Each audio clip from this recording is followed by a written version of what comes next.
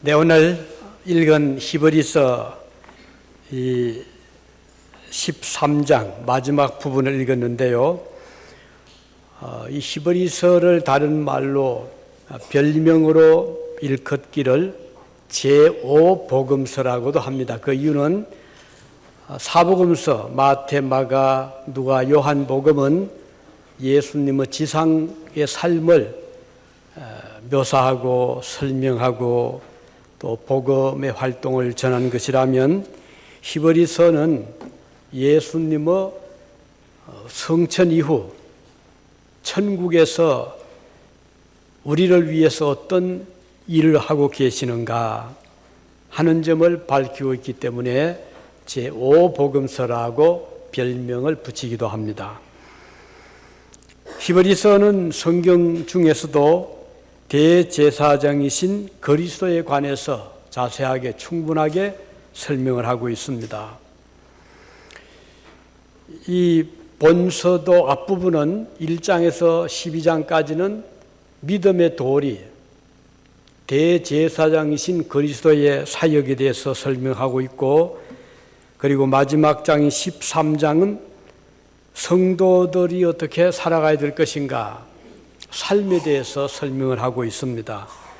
전반부는 믿음의 도리, 후반부는 실천적인 믿음의 삶에 관해서 말씀을 하고 있죠.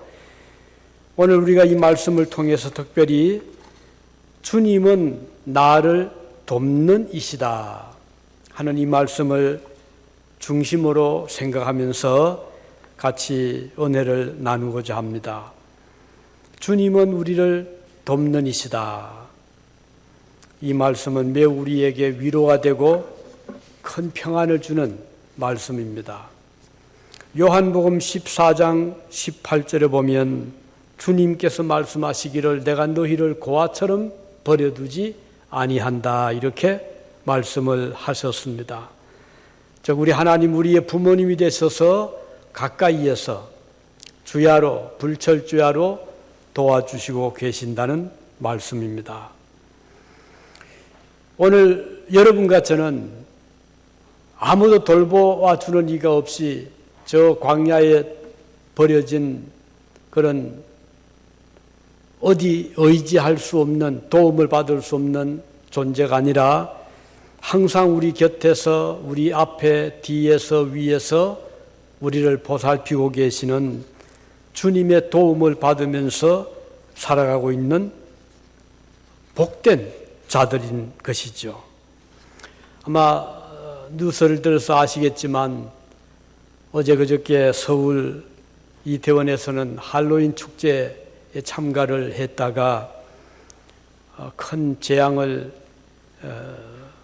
당한, 그래서 오늘 아침에 그 최근 뉴스를 보니까 젊은이들이 154명이 목숨을 잃었고 139명이 중 또는 경상을 입은 이런 소식이 들려왔습니다. 너무 슬프고 마음이 아픈 소식이 아닐 수가 없고, 미국에서도 각 방송국마다 대해서 크게 보도를 하고 있습니다. 더구나 희생자 대부분은 10대 후반 또는 20대 젊은 이들, 그 중에는 보니까 군인도 있고 학생도 있었고 졸업한 자, 이제 막 또 졸업을 앞둔 자, 다 그 사연이 있는 그 소중한 자녀들이 뜻밖의 이런 참 비극적인, 그래서 꽃도 피지 못하고 진 것처럼 젊은이들이 목숨을 잃은 이런 사건이 우리의 조국 대한민국 서울에서, 그것도 먼 옛날이 아니라 어제 그저께 일어났습니다. 참으로 슬픈 일이 아닐 수 없고, 이 세상은 내일 하루 앞을 볼 수 없다는 것을 실감하는 일이었습니다. 우리 어린 자녀들이 안전하게 살아갈 수 있는 세상이 아님을 잘 보여주고 있습니다. 사람들은 왜 그때 즉각 좀 도와주질 못했을까? 경찰들은 뭘 했고 정부는 뭘 했는가 이는 또 원망도 하지만 사실 그렇게 일어날 그런 사건이 터질 줄을 누가 예견을 했겠습니까? 막 이제 숨을 쉬지 못하고 도와달라고 하는데 도울 힘이 없는 그런 상황이었습니다. 우리의 살아가는 이 세상이 조금 그 환경은 다르다 하더라도 비슷한 일들이 우리 주변에도 일어나고 있습니다. 이럴 때 만일에 누군가 힘 있는 사람이 그 어려울 때 도움의 손길을 뻗쳐줄 수 있다면 얼마나 복된 그런 도움이 되겠습니까? 우리 하나님께서는 우리를 도와주신다 이렇게 말씀을 했고, 그래서 우리가 평생 살아가면서 하나님의 도우심을 받으며 살아가는 이런 자들이 되기를 우리는 간절히 바라는 마음으로 오늘 주님의 약속의 말씀을 함께 생각을 하고자 합니다. 오늘 본문 6절에 보면 주는 나를 돕는 이시다 이렇게 말씀하고 있습니다. 하나님의 도우심을 받으며 살아갈 수 있다는 것은 큰 축복입니다. 우리가 순간순간 위험한 일을 당하지만 그때그때 우리는 도움의 손길을 느끼며 살아가잖아요. 우리가 갑자기 병이 들었을 때 또는 어떤 사고를 당했을 때 위험한 일을 당했을 때 우리를 도우시는 분이 곁에 있다는 걸 생각하면 그처럼 든든한 일이 없지 않습니까? 이번에 우리 교우 중에서도 교통사고를 당해서 전부 다 놀랐는데 그 다급한 상황 중에서 하나님은 지켜주셨습니다. 다친 데가 없었어요. 저도 깜짝 놀랐고 그래서 이머전시로 함께 병원에 갔는데 밤늦도록 각종 테스트를 했습니다. 엑스레이도 찍어보고 또 교통사고 났을 때 주로 그 다치는 부분들이 있잖아요. 조사했는데 놀라운 것은 어느 한 곳도 다친 곳이 없다는 진단을 받고 돌아왔습니다. 오늘 이게 이제 찬양했잖아요. 저는 그것을 보면서 하나님의 도우심이었구나. 어떻게 그런 대형 사고를 당했음에도 불구하고 저렇게 다치지 않고 그날 당일 퇴원할 수 있었던가 생각하면 너무 하나님의 도우심이 감사했고, 오늘도 살아계신 하나님은 주님의 자녀들을 눈동자처럼 아끼고 사랑한다는 사실을 다시 한번 목격한 그런 사건이었습니다. 자, 우리가 하나님의 도우심을 받으며 살아갈 때 얻는 유익은 무엇인가? 하나는 염려, 근심을 하나님께 맡기며 살아갈 수 있다는 것입니다. 바울 사도는 빌립보서 4장 6절에 말씀하시기를 아무것도 염려하지 말고 모든 일에 기도와 간구로 너희 구할 것을 감사함으로 하나님께 아뢰라 이렇게 말씀을 했습니다. 아무것도 염려하지 말아라. 이 말씀처럼 우리에게 위로가 되는 말씀이 어디 있겠습니까? 그리고 말씀했습니다.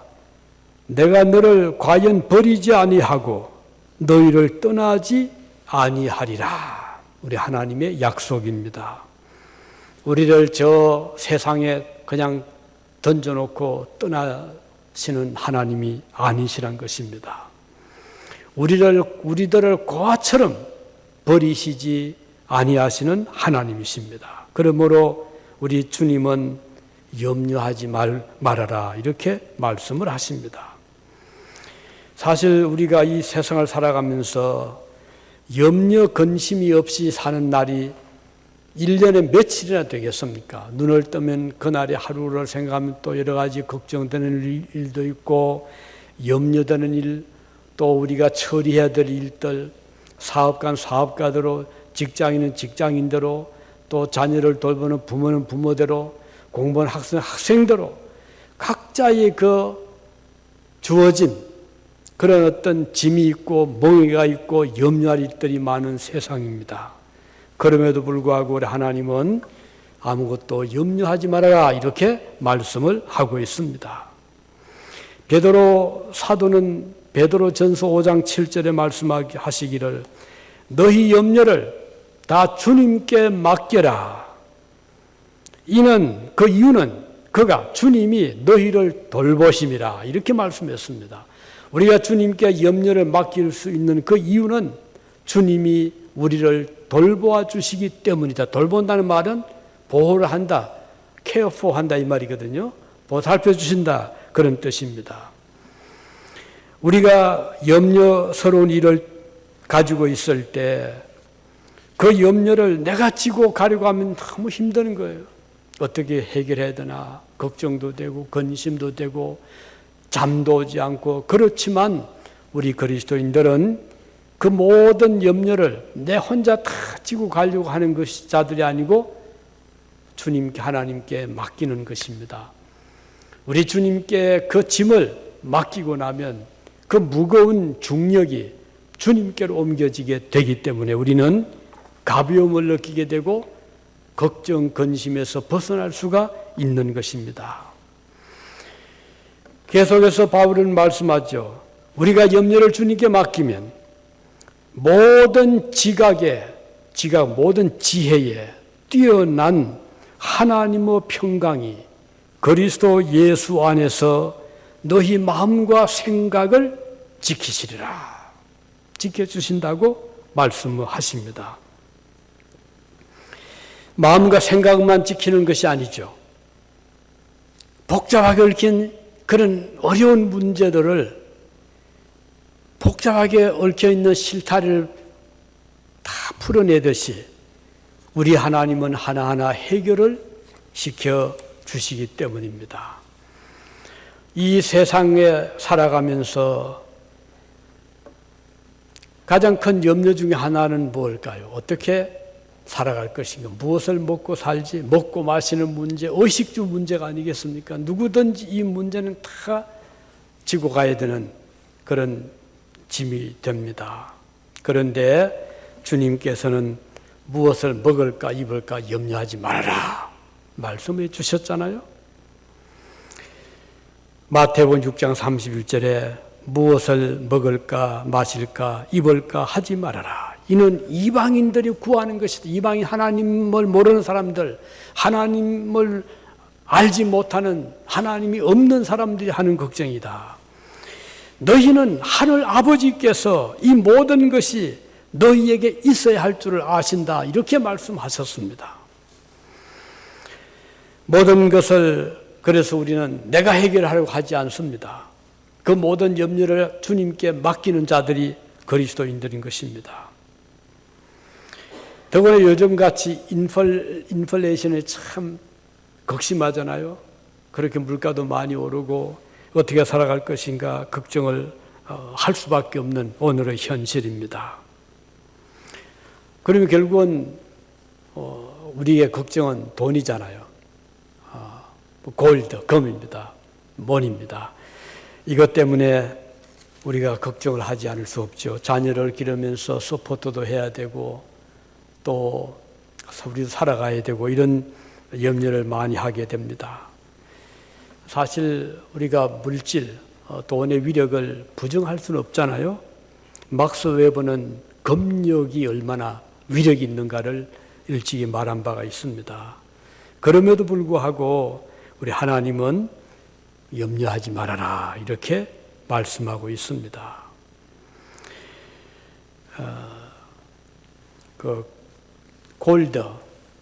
골드는 GOLD잖아요. 영어로 골드, 금, 황금, 이 돈입니다. 그런데 하나님은 L이 빠지면 돼요. GOD 하면 돼요. 하나님. 그래서 우리가 L을 자꾸 빼는 그런 믿음의 훈련이 필요합니다. 우리는 골드보다 God, 하나님을 더 중시하고 골드가 주는 걱정, 근심을 가시 주시는 위로로 채울 수 있는 자들이기 때문인 것입니다. 바울 사도는 디모데 전서 6장 10절에서 이렇게 말씀했죠. 돈을 사랑하면 일만 하고 뿌리가 된다 그랬어요. 그래서 이게 무슨 뜻인가 아마 살아가시면서 느낄 때 있을 것입니다. 얼마나 그 골드 돈 때문에 걱정도 하고 근심도 하고 또 많은 범죄들이 이 수사관들이 수사를 할 때 두 가지 항상 범죄 속에는 거기에 얽혀 있는 것이 돈이라고 하는 말을 들은 적이 있습니다. 그래서 모든 범죄에 들어가면 그 안에는 반드시 이 돈이 개입되어 있다는 것입니다. 그만큼 돈이 소중하고 중요하고 필요하지만 그것 때문에 인간에게 주는 끔찍한 범죄들이 있다는 것을 우리는 부정할 수가 없는 것이죠. 그래서 우리 그리스도인들은 이 점에 대해서는 항상 마음의 정리가 필요합니다. 가령 사업가 사업을 할 때 일확천금을 모아야지 그런 생각을 다 할 수밖에 없겠지만 그러나 조금 더 깊이 멀리 생각하면 우리가 사업을 하는 것도 목적을 돈에만 두는 것이 아니고 그 사업을 통해서 나의 어떤 꿈을 성취하기도 하고 사회에 어떤 그 유익을 끼치기도 하고 보람을 느끼며 그래서 사업에서 큰 돈을 안 벌더라도 그 사업을 통해서 나의 삶의 꿈을 이루어 나가는 이런 생각도 우리에게는 필요한 것이고 직장에서도 그냥 더 많이 받는 데만 몰두하게 되면 그 힘들고 피곤하거든요. 그래서 우리는 직장 생활할 때 그 직장에서의 나의 존재의 의미, 가치, 또 그 동료와의 좋은 관계, 환경, 또 그 어떤 삶의 보람 이런 것을 찾을 수 있다면 비록 내가 받는 월급이 그렇게 높지 않더라도 만족하며 일을 할 수가 있을 것입니다. 그래서 이 세상에는 돈으로 환산할 수 없는 훨씬 더 높은 가치가 있다는 거 기억하시고 우리는 이 점을 항상 생각하고 나를 먹여 살리는 것은 내 직장이 아니고 내 사업이 아니고 위에 계신 나의 하나님께서 나를 먹여주시고 입혀주시고 살게 해주신다 하는 그 대전제 밑에서 우리는 일도 하고 직장 생활을 하고 사업을 하는 이런 지혜를 가질 필요가 있는 것입니다. 보세요. 다니엘과 세 친구들이 그 바벨론 왕궁에서 좋은 음식이 나왔잖아요. 온갖 진미. 그런데 그 음식에 문제가 있었던 거예요. 뭔가 하니 그들의 신전에 먼저 바쳐진 그 고기를 이제 가져와서 먹인 거예요. 얼마나 그 한창 자랄 때 먹고 싶었겠어요. 고기도 먹고 싶었을 테고 좋은 것들. 그럼에도 불구하고 다니엘과 세 친구들은 그 신상 앞에 제물로 드렸던 것을 우리는 먹을 수 없다. 차라리 채식을 하더라도 그 진미의 음식을 거부를 했잖아요. 우리가 살아가면서 그리스도인들은 이런 어떤 마음의 그 결단이 필요할 때가 있습니다. 아무리 돈이 좋고 세상이 좋고 물질이 좋아 보여도 그것이 우리의 삶의 목적이 되어서는 안 되고 그것 때문에 나의 가치관을 뒤엎어서도 안 되고 우정을 버려서도 안 되고 더 소중한 것을 잃어서는 안 되잖아요. 그래서 오늘 우리가 이런 삶을 살아갈 수 있는 방법 중에 하나는 하나님은 나를 도우시는 자다. 결코 이 세상이 나를 도우는 것도 아니고 그 물질, 돈이 나를 살게 하는 것도 아니고 나를 도우시는 분은 나를 창조하신 나의 하나님이 나를 도와주신다 하는 이 점을 항상 기억하시고 살아가시기를 바랍니다. 자, 하나님이 우리를 도와주실 때 이렇게 하나님의 도우심을 받으며 살아가는 자들은 또 한 가지는 만족입니다. 삶의 만족도. 이것은 매우 중요한 것이거든요. 아무리 좋은 환경에 살아도 불만을 가지고 살 수도 있고, 환경이 조금 그렇게 썩 좋지 못해도 만족하며 살아갈 수도 있는 것입니다. 현재 삶 속에서 만족을 누리며 살아가는 자는 참 삶의 보람을 느끼잖아요. 현재 자신의 삶에 대하여 불만을 토로하지를 않게 됩니다. 하나님께 받은 모든 삶의 축복을 헤아리며 살아갈 수가 있죠. 그는 비관하지 않습니다. 지금 누리고 있는 삶에 대해서 기뻐하고 감사하고 만족합니다. 바울 사도는 이렇게 말씀했죠. 고린도후서 6장 10절에 나는 가난한 자 같으나 많은 사람을 부유하게 하고 근심하는 자 같으나 항상 기뻐하고 아무것도 없는 자 같으나 모든 것을 가진 자로다. 얼마나 그 바울의 고백이 우리 마음에 울림을 주잖아요. 아무것도 없는 자 같으나 모든 것을 가진 자다. 이게 성도의 삶의 자세라고 할 수가 있는 것입니다. 지금 내가 소유하고 있는 것에 대해서 만족하는 마음을 가지게 되는 것이죠. 이것은 욕심을 멀리하는 삶인 것입니다. 오늘 나에게 일용할 양식이 있고 거처할 장막이 있으면 만족하며 감사하며 살아갈 수 있는 신앙인. 가난하다고 다 불행한 것은 아니거든요. 부유하다고 다 행복한 것도 아닙니다. 어떤 마음을 가지고 살아가냐, 그것이 매우 중요한 것이죠. 우리의 불행은 소유가 적어서가 아닙니다. 가진 것에 대한 의미를 모르고 감사할 줄 모르고 사는 그것이 사실은 불행한 것이 될 수 있는 것입니다. 바울은 말했죠. 어떤 형편이든지 내가 자족하기를 배웠다. 이렇게 말씀했습니다. 그러니까 내가 처한 형편에서 만족할 수 있는, 자족할 수 있는 것을 배웠다. 우리 그리스도인들은 이 배움을 평생토록 가질 필요가 있습니다. 지금 내가 다니고 있는 직장에서 내가 매월 받는 그 수입에서 현재의 처지에서 만족할 수 있다면 부러울 것이 없잖아요. 나의 삶 속에서 만족할 수 있고 감사할 수 있다면 그 삶은 행복한 삶이 될 수가 있습니다. 사람의 소유 욕심은 끝이 없잖아요. 우주를 다 가져도 만족할 수 없는 것이 인간의 욕심입니다. 가진 것이 없어도 자족하고 감사할 수 있는 것도 인간의 마음입니다. 이 세상에는 소유보다, 물질의 소유보다 더 소중한 것이 수없이 많습니다. 가령 우리에게 건강이 있다면 얼마나 행복하잖아요.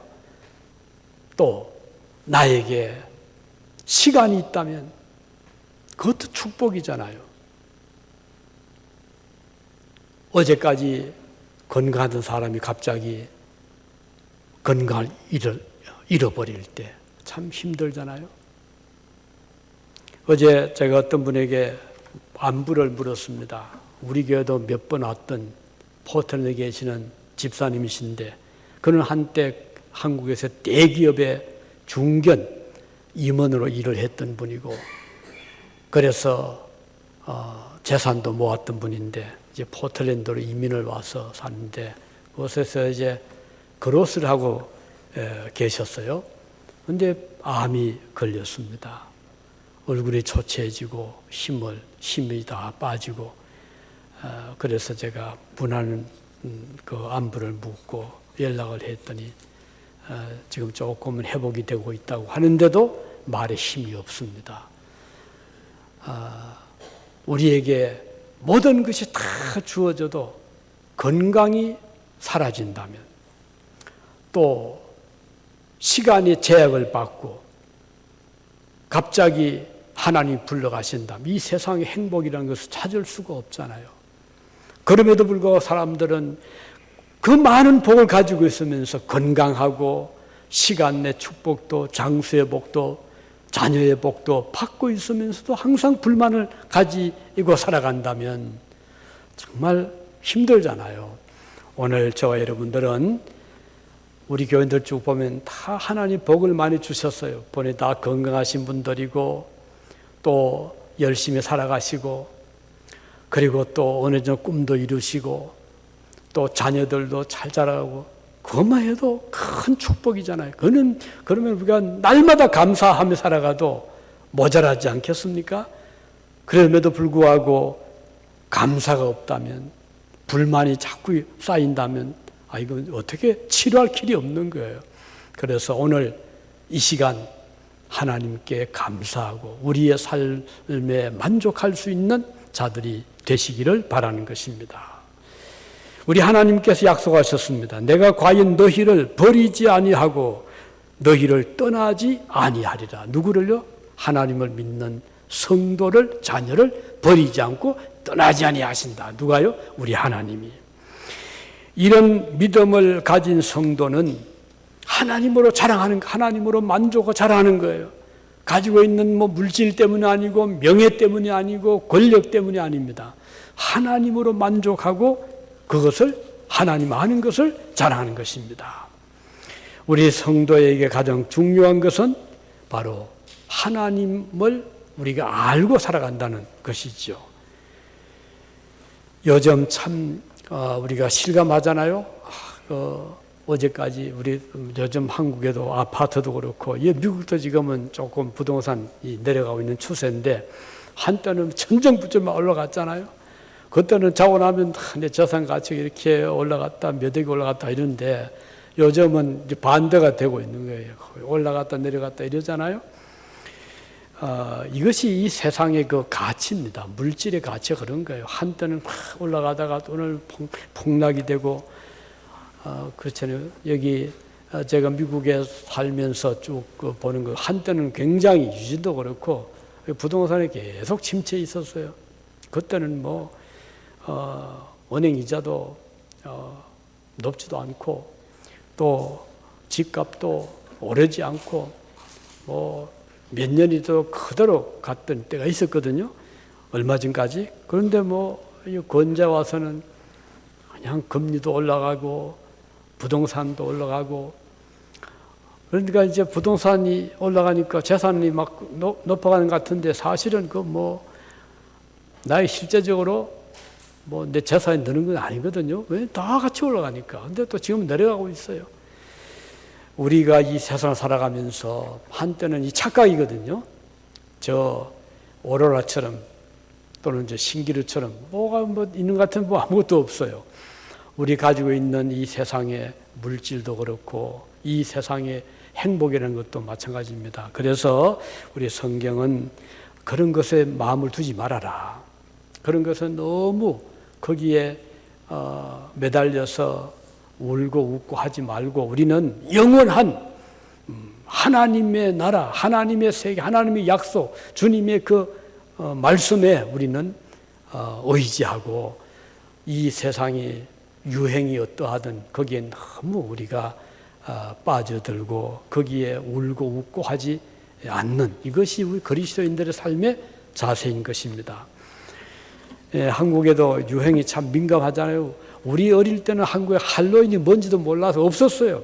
할로윈이 뭐냐. 요즘은 한국에서 더 크게 저렇게 꼭 축제처럼 보여지는데 미국에도 사실 이 할로윈의 이것은 이교 문화거든요. 미국의 청교도 정신은 그런 게 없어요. 근데 아일랜드에서 그 옛날 켈트족이 그들의 이건 완전 이교 문화잖아요. 사람이 죽으면 그 영이 얼마 동안 이 배회를 하다가 이제 1년쯤 되면은 다시 집으로 온다. 그런 어떤 막연한 그런 어떤 미신적인 그래서 이제 귀신 축제로 발전이 된 거예요.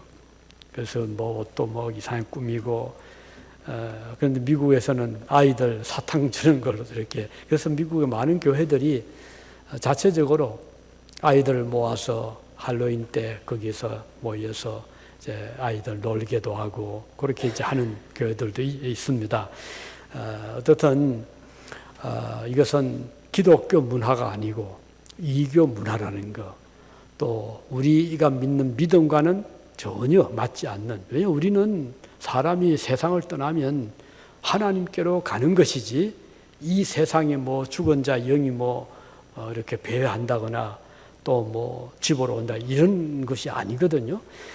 우리 하나님께서는 우리의 영혼을 지으셨고 육체를 지으셔서 육체는 죽으면 흙이 되게 하시고 영은 데려가신다 하는 것이 하나님의 말씀인 것이기 때문입니다.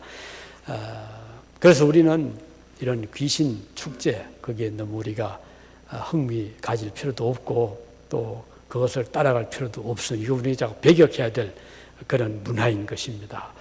자, 어떻든 우리가 여기서 분명히 아는 것은 우리 하나님의 도움을 받는 자들은 현재 나의 삶에 만족하며 살아가야 된다, 갈 수 있다. 마지막 한 가지는 하나님의 도움을 받는 자들은 모든 두려움을 이길 수 있다는 것입니다. 그러므로 우리가 담대히 가로되 주는 나를 돕는 자신이 내가 무서워 아니하겠노라 사람이 내게 어찌하리요, 이렇게 말씀했습니다. 세상을 방패로 삼으면 든든한 것처럼 보이지만 그러나 실상 그렇지 않거든요. 권력이나 검력으로 두려움을 이길 수 없습니다. 오히려 그것들이 사람들을 더 두렵게 하는 경우들이 많습니다. 그러나 하나님의 도우심을 받는 자들에게는 이 모든 두려움을 이길 수 있는, 물리칠 수 있는 그런 힘을 우리 하나님께로부터 얻습니다. 주님께서 우리에게 약속하셨잖아요. 내가 너를 버리지 아니하고 너를 떠나지 아니하리라. 그러니까 주님의 약속은 우리를 가장 안전하게 하고 우리가 살고 있는 이 세상이 그야말로 안전한 피난처가 되게 해 주시는 것입니다. 그래서 우리는 세상을 두려워하지 않습니다. 어떤 이 세상에 두려움의 대상이 없습니다.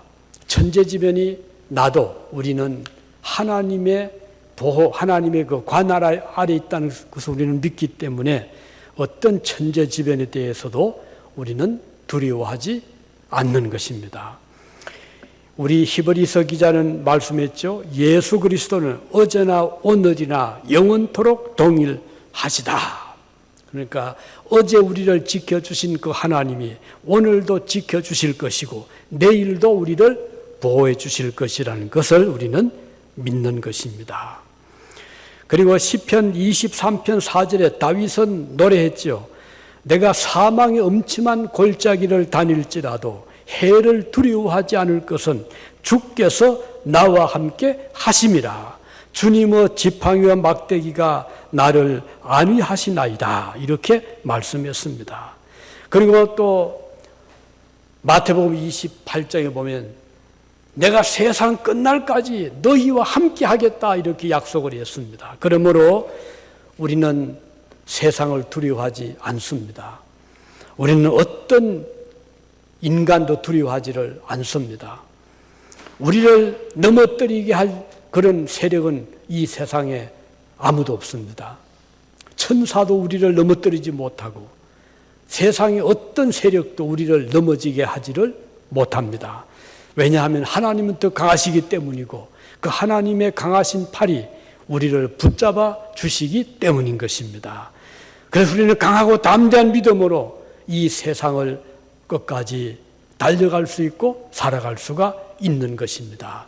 그 하나님께 우리 자신을 맡기고 그 하나님께 우리의 자녀들을 맡기고 우리의 모든 주변의 것들을 그 하나님께 맡길 때 가장 든든하고 안심을 할 수가 있기 때문입니다. 이제 말씀을 뵙습니다. 우리 주님은, 우리 하나님은 우리를 대적하는 분이 아닙니다. 우리의 원수가 아닙니다. 우리를 도우시는 분이고 우리의 가까운 가장 친근하신 부모와 같은 분이십니다. 그러므로 우리는 아무것도 염려하지 않고 살아갑니다. 무엇을 먹을까 입을까 염려하지 않습니다. 오늘의 삶에 만족하며 살아갑니다. 불만하지 않습니다. 그리고 두려워하지 않고 두려움을 이기면서 살아가는 자들이 바로 하나님의 도우심을 받으며 살아가는 그리스도인들이기 때문입니다. 기도하시겠습니다.